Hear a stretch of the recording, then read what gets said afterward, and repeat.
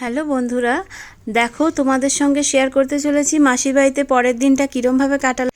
তো সকালবেলা দেখো মাম দিদি এদিকে ঘরের কাজকর্ম করছে, মারা বসে গল্প করছে, আর এদিকে বোন ফোন ঘাঁটছে।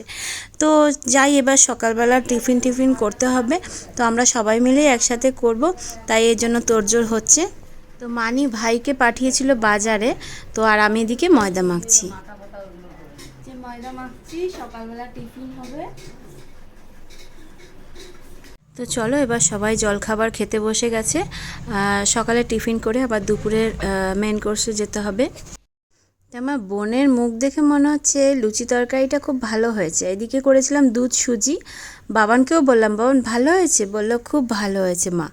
আর তারপরে চলো, বাবান স্নান হয়ে গেছে। বাবানের মুখটা এরম কেন, কি গুল্লু দাদার জামা প্যান্ট পরেছে তাই জন্য।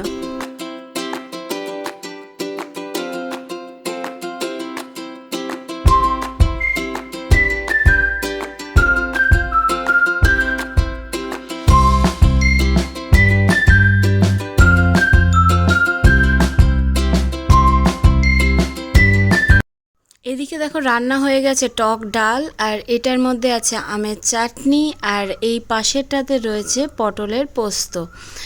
তো এবার মাছগুলো ভেজে নিচ্ছি।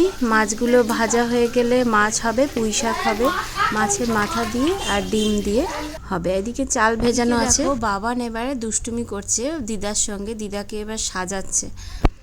দিদাকে এখন সাজাবে বলে তার বড় মানির জিনিসগুলো সব ক্রিম বার করতে এসেছে, যে দিদাকে সাজাবে। দিদাকে মা কিন্তু ঘুমায়নি, ওরমভাবে শুয়ে থাকবে, আর মাকে লিপস্টিক পরাবে, টিপ পরাবে, ক্রিম মাখাবে, ফেসিয়াল করাবে, এইসব।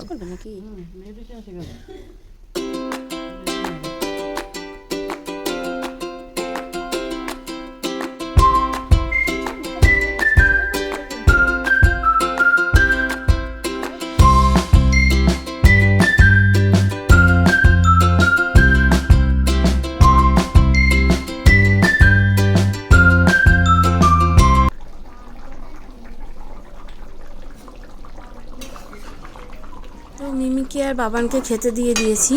আর এদিকে দেখো পুঁই শাকের চচ্চড়িটা হয়ে গেছে। তো বাবান আর মিমি দুজনেই বললো খুব ভালো লেগেছে মা। আর মাছের ঝোলটা আমাদের কমপ্লিট। দাও হাতে দাও মাছটা দিয়ে। ওইটা কাগজের থালা দেখে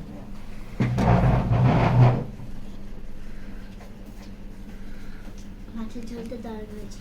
দারুণ হয়েছে, টেস্টি হয়েছে। সবাই মহাদেবের দয়া, সাহেব দিদিমার আশীর্বাদ। তো চলো এবার সবাই মিলে খেয়ে নিই। খেয়ে নিয়ে তারপরে তোমাদের সঙ্গে আবার কথা হচ্ছে।